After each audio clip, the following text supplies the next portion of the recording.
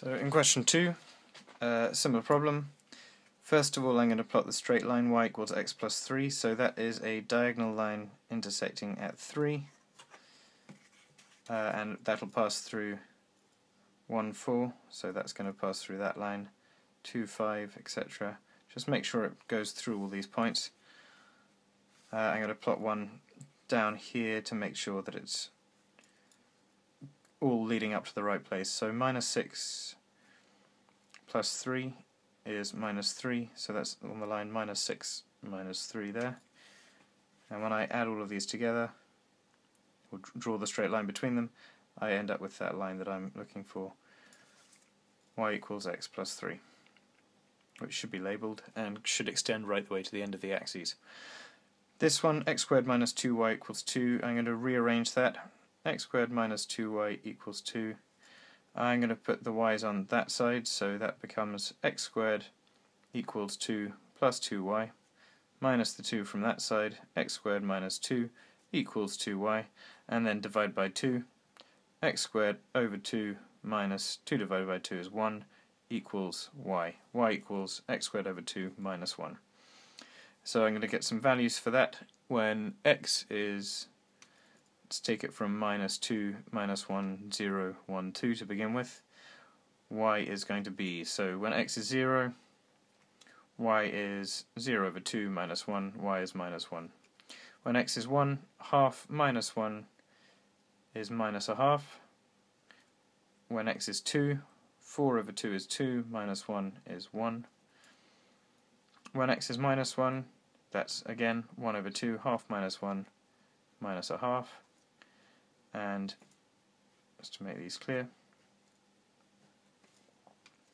when x is minus 2, again 4 over 2 is 2, minus 1 is 1.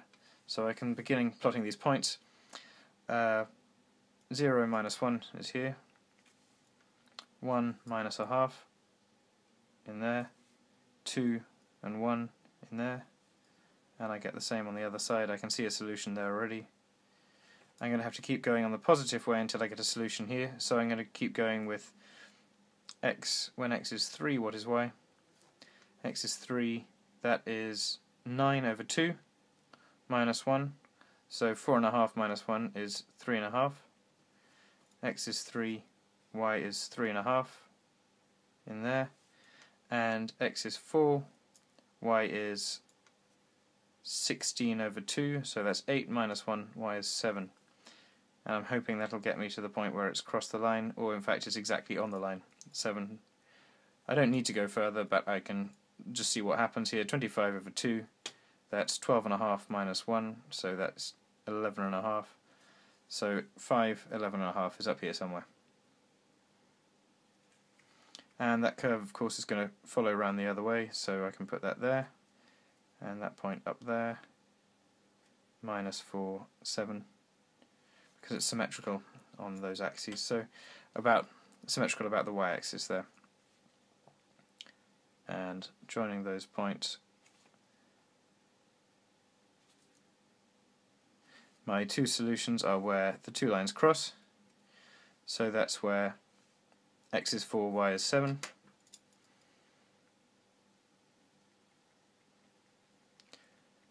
And where x is minus 2 and y equals 1. Those are my two solutions.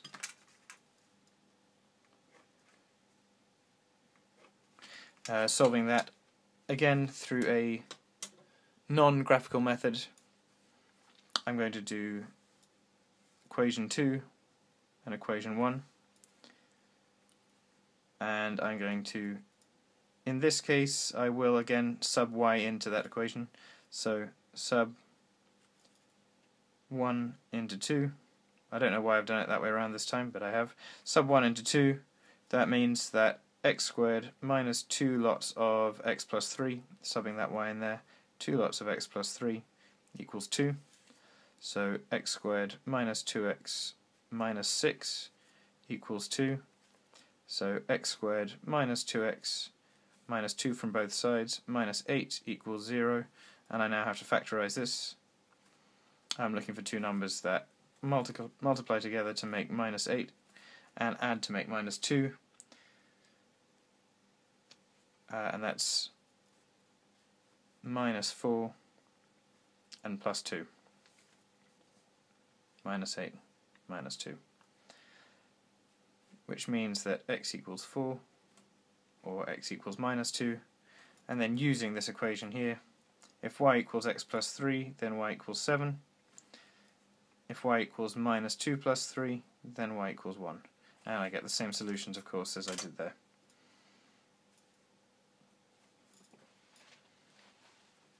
And these should be presented in pairs so that we can see that they're both together, x and y value, x and y value.